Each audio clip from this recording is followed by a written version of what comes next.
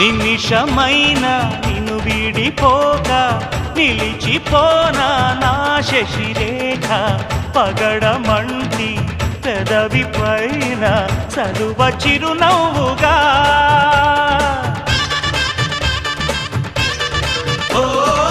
మనసు నేలే మా రాజువేగా